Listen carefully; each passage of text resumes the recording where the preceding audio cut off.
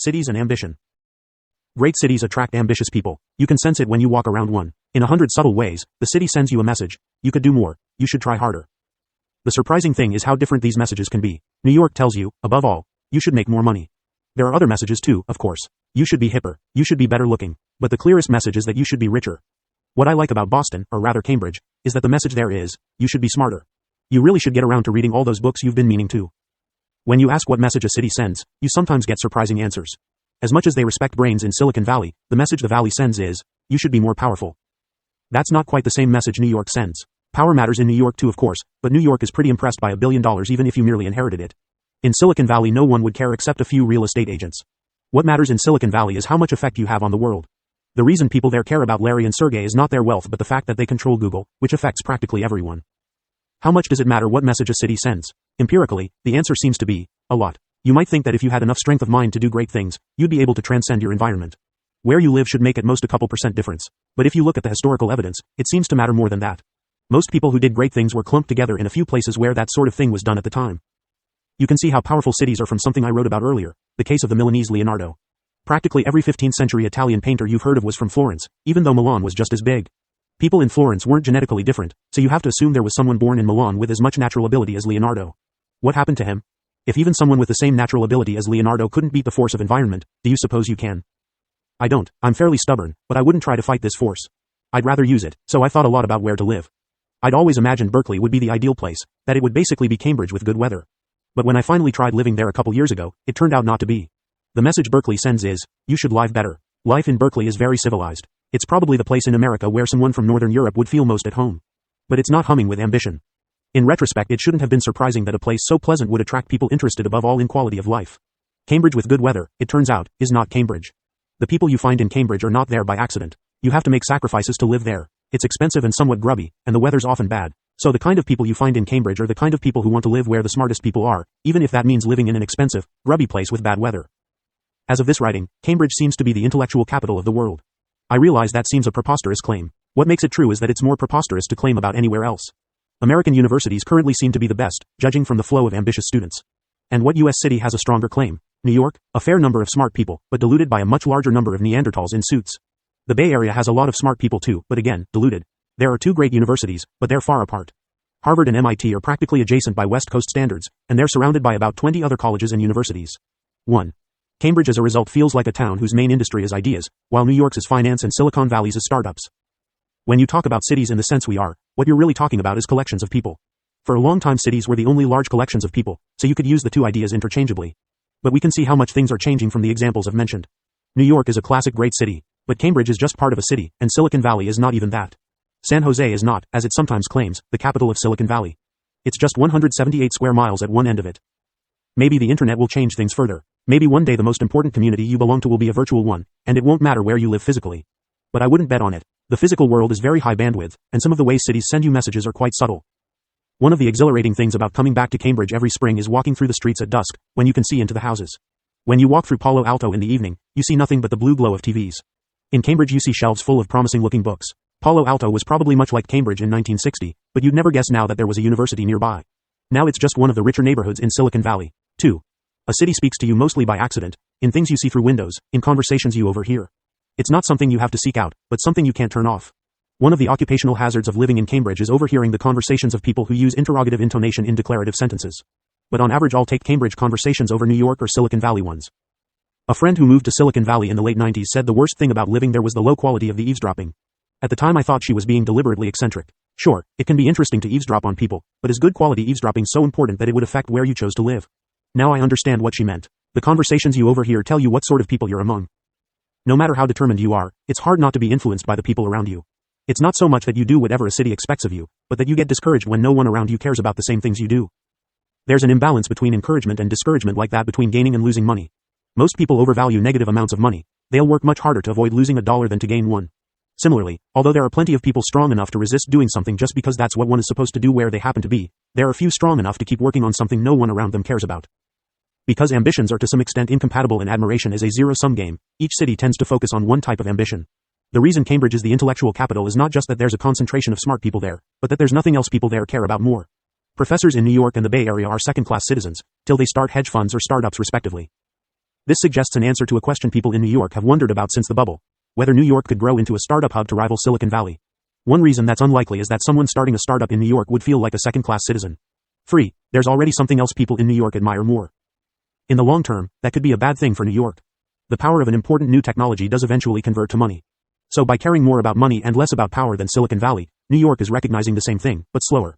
4. And in fact it has been losing to Silicon Valley at its own game. The ratio of New York to California residents in the Forbes 400 has decreased from 1.45, 81 to 56, when the list was first published in 1982 to 0.83, 73 to 88 in 2007. Not all cities send a message. Only those that are centers for some type of ambition do. And it can be hard to tell exactly what message a city sends without living there. I understand the messages of New York, Cambridge, and Silicon Valley because I've lived for several years in each of them. DC and LA seem to send messages too, but I haven't spent long enough in either to say for sure what they are. The big thing in LA seems to be fame. There's an A-list of people who are most in demand right now, and what's most admired is to be on it, or friends with those who are. Beneath that, the message is much like New York's, though perhaps with more emphasis on physical attractiveness. In DC the message seems to be that the most important thing is who you know. You want to be an insider. In practice this seems to work much as in LA. There's an A-list and you want to be on it or close to those who are. The only difference is how the A-list is selected, and even that is not that different. At the moment, San Francisco's message seems to be the same as Berkeley's: you should live better. But this will change if enough startups choose SF over the Valley. During the bubble that was a predictor of failure, a self-indulgent choice, like buying expensive office furniture. Even now I'm suspicious when startups choose SF. But if enough good ones do, it stops being a self-indulgent choice, because the center of gravity of Silicon Valley will shift there. I haven't found anything like Cambridge for intellectual ambition. Oxford and Cambridge, England, feel like Ithaca or Hanover. The message is there, but not as strong. Paris was once a great intellectual center. If you went there in 1300, it might have sent the message Cambridge does now. But I tried living there for a bit last year, and the ambitions of the inhabitants are not intellectual ones. The message Paris sends now is, do things with style. I like that, actually. Paris is the only city I've lived in where people genuinely cared about art. In America only a few rich people buy original art, and even the more sophisticated ones rarely get past judging it by the brand name of the artist. But looking through windows at dusk in Paris you can see that people there actually care what paintings look like. Visually, Paris has the best eavesdropping I know. 5. There's one more message I've heard from cities. In London you can still, barely, hear the message that one should be more aristocratic. If you listen for it you can also hear it in Paris, New York, and Boston. But this message is everywhere very faint. It would have been strong 100 years ago, but now I probably wouldn't have picked it up at all if I hadn't deliberately tuned in to that wavelength to see if there was any signal left.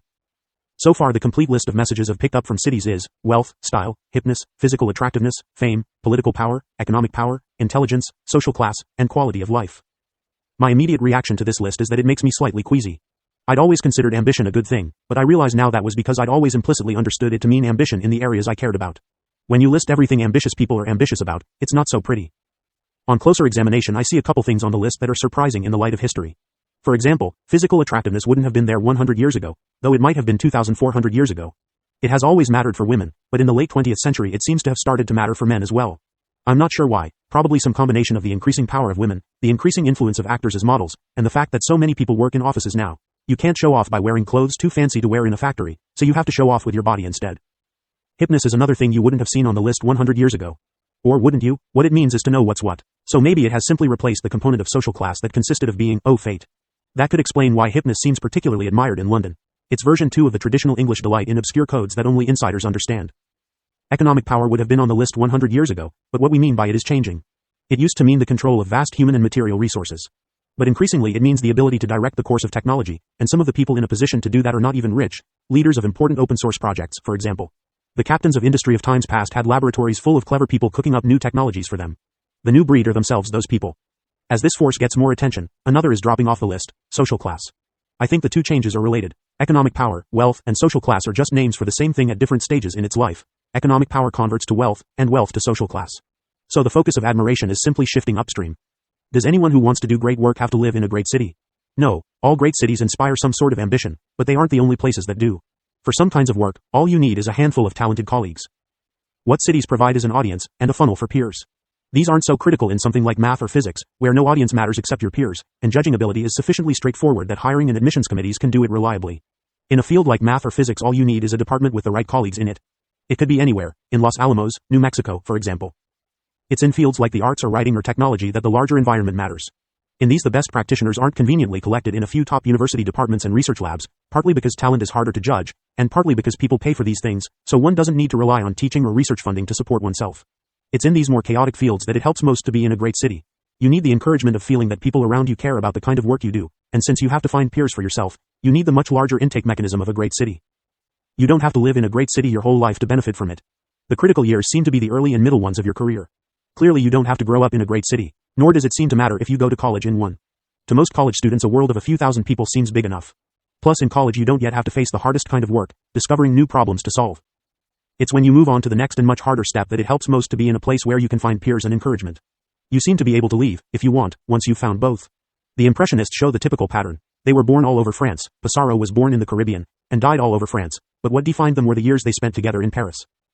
Unless you're sure what you want to do and where the leading center for it is, your best bet is probably to try living in several places when you're young. You can never tell what message a city sends till you live there, or even whether it still sends one. Often your information will be wrong. I tried living in Florence when I was 25, thinking it would be an art center, but it turned out I was 450 years too late. Even when a city is still a live center of ambition, you won't know for sure whether its message will resonate with you till you hear it. When I moved to New York, I was very excited at first. It's an exciting place, so it took me quite a while to realize I just wasn't like the people there. I kept searching for the Cambridge of New York. It turned out it was way uptown, an hour uptown by air. Some people know at 16 what sort of work they're going to do, but in most ambitious kids, ambition seems to precede anything specific to be ambitious about. They know they want to do something great. They just haven't decided yet whether they're going to be a rock star or a brain surgeon. There's nothing wrong with that. But it means if you have this most common type of ambition, you'll probably have to figure out where to live by trial and error. You'll probably have to find the city where you feel at home to know what sort of ambition you have. Notes. 1. This is one of the advantages of not having the universities in your country controlled by the government. When governments decide how to allocate resources, political deal-making causes things to be spread out geographically. No central government would put its two best universities in the same town, unless it was the capital, which would cause other problems. But scholars seem to like to cluster together as much as people in any other field, and when given the freedom to they derive the same advantages from it. 2. There are still a few old professors in Palo Alto, but one by one they die and their houses are transformed by developers into McMansions and sold to VPs of bus dev. 3. How many times have you read about startup founders who continued to live inexpensively as their companies took off? Who continued to dress in jeans and t-shirts, to drive the old car they had in grad school, and so on. If you did that in New York, people would treat you like shit. If you walk into a fancy restaurant in San Francisco wearing a jeans and a t-shirt, they're nice to you, who knows who you might be. Not in New York. One sign of a city's potential as a technology center is the number of restaurants that still require jackets for men. According to Zagat's, there are none in San Francisco, LA, Boston, or Seattle, 4 in DC, 6 in Chicago, 8 in London, 13 in New York, and 20 in Paris. Zagat's lists the Ritz-Carlton dining room in SF as requiring jackets, but I couldn't believe it, so I called to check and in fact they don't.